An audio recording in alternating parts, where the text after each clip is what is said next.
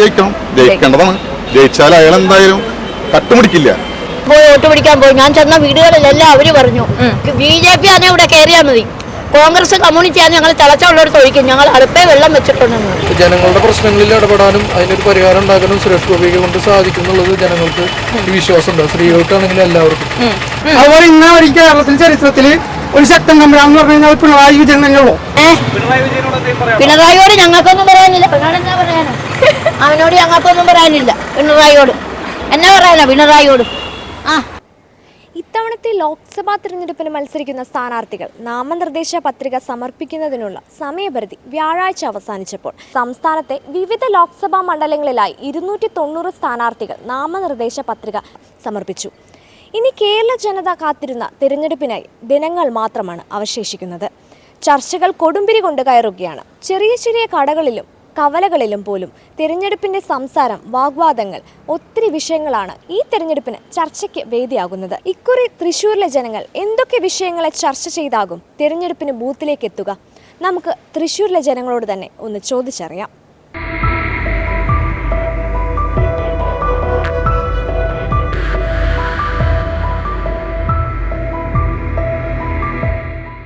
Cinema നടന്നുള്ളതെന്ന് പറയുമ്പോൾ നമുക്ക് വ്യക്തമായിട്ട് അറിയാം അയാളത്. പക്ഷേ അതെല്ലാവർക്കും അറിയാവുന്ന കേസാണ്. പക്ഷേ വ്യക്തിപരമായിട്ട് പറയുമ്പോൾ അയാൾ ഒരുപാട് സഹായങ്ങൾ ചെയ്യുന്ന ആളാണ്. അപ്പം അയാൾ ജയിക്കണം, ജയിക്കേണ്ടതാണ്. ജയിച്ചാൽ അയാൾ എന്തായാലും കട്ടുപിടിക്കില്ല. പിന്നെന്താ പറയുക, നമ്മുടെ തൃശ്ശൂരിന് വേണ്ടിയിട്ട് ഒരുപാട് നല്ല കാര്യങ്ങൾ ചെയ്യുകയും ചെയ്യും. ബംഗാളി പോലെ ആസാമി പോലെ എല്ലാം നമ്മുടെ സഹോദരങ്ങളല്ലേ, ഏതെങ്കിലുമൊക്കെ ജോലിയാവുമല്ലോ. എന്തെല്ലാം സ്പോൺസറുകളാണ് മോദി പറഞ്ഞേക്കുന്നത്. മോദി തന്തയ്ക്ക് പറഞ്ഞാൽ പറഞ്ഞാൽ കൊടുക്കും. മോദിയുടെ കൂടെ വോട്ടിന് നിൽക്കുന്ന മോദിയെ കണ്ടുകൊണ്ടല്ല സുരേഷ് ഗോപി നിൽക്കുന്നത്. മോദിയുടെ കൂടെ നിൽക്കുന്നതിന് മുമ്പേ പണ്ട് കാലം തൊട്ടേ സുരേഷ് ഗോപി എല്ലാവർക്കും സഹായിയാ. ഏത് പാവം ചെന്നാലും, ഏത് രോഗി ചെന്നാലും, ഏത് ഭിക്ഷക്കാരൻ ചെന്നാലും സഹായിക്കുന്നത്. ഞാൻ പോയതോ ശാസ്ത്രമംഗലത്ത് അദ്ദേഹം കാണാം. അന്ന് 2 ദിവസം പോയപ്പോ അദ്ദേഹം ഇല്ലായിരുന്നു, ഷൂട്ടിങ്ങിന് പോയി. പിന്നെ എനിക്ക് പോകാൻ പറ്റിയില്ല. അപ്പൊ ഇനി വോട്ടിന് നിൽക്കുന്നല്ലോ, എനിക്ക് കാണണം, ഞാൻ കാണും. ഞാൻ 3 ആഴ്ച പോയി. എനിക്ക് കഴിയുന്ന വീടുകളിലൊക്കെ പോയി ഞാൻ വോട്ട് പിടിക്കാൻ.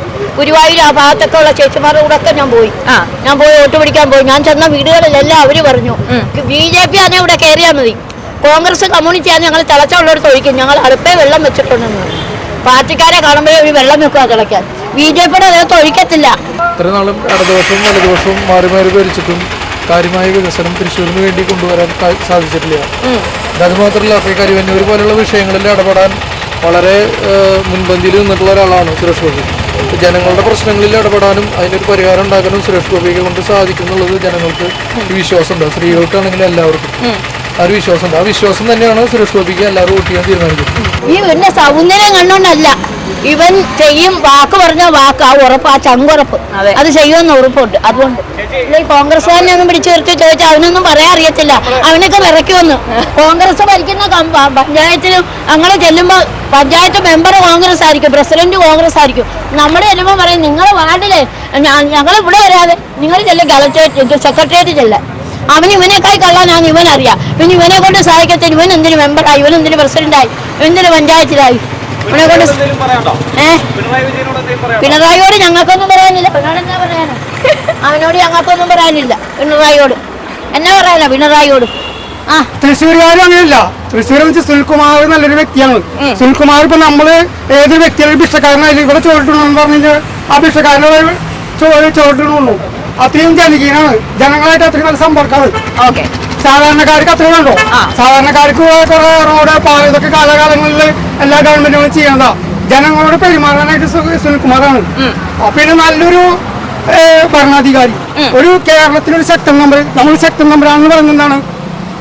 ഒരു നല്ലൊരു ഭരണാധികാരി, നല്ല ശക്തൻ വെച്ചാല് ഒരു കാര്യങ്ങൾ തീരുമാനം എടുക്കാനായിട്ടുള്ള കഴിവ്. അതുപോലെ ഇന്ന് ഒരിക്കൽ കേരളത്തിലെ ചരിത്രത്തില് ഒരു ശക്തൻ നമ്പറാന്ന് പറഞ്ഞു കഴിഞ്ഞാൽ പിണറായി വിജയൻ തന്നെയുള്ളൂ. ഒരു തീരുമാനം എടുത്തു കഴിഞ്ഞാൽ ആ തീരുമാനത്തിൽ ഉറച്ചു നിൽക്കാനും, ഒരു കാര്യം സംസാരിച്ചു കഴിഞ്ഞാല് അതിൽ ഉറച്ചു നിൽക്കാനും കഴിവുള്ള ഒരു നേതാവാണ്. അപ്പൊ ഇതുപോലെ തന്നെ മുന്നോട്ട് പോകണമെന്നാണ് താങ്കൾ പറയുന്നത്? ആൾക്കാർ 6-7 മാസമായി പെൻഷൻ കിട്ടിയിട്ട് ശമ്പളം മുടങ്ങി. അപ്പൊ ഇങ്ങനെയുള്ള ശക്തൻ തമ്പുരാനെയാണോ കേരളത്തിലെ ജനങ്ങൾ? ഞാൻ ഡിസബിലിറ്റി ആണ്, അംഗവൈകല്യമാണ്. പെൻഷനൊക്കെ വരുന്നുണ്ട്. ഞങ്ങൾക്ക് ഇന്നലെ പെൻഷൻ വന്നു. എന്റെ അക്കൗണ്ടിലേക്ക് 1600 രൂപ വന്നു.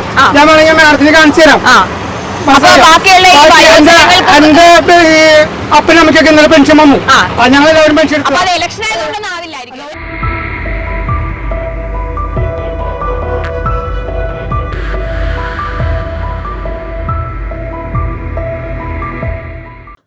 ജയിക്കാനും ജയിക്കാനുമല്ല, അറിയാനും അറിയിക്കാനുമാണ്. ഇനി സത്യസന്ധമായ വാർത്തകൾ നിങ്ങളുടെ വിരൽത്തുമ്പിൽ. എത്രയും വേഗം സബ്സ്ക്രൈബ് ചെയ്യൂ SN media news YouTube channel.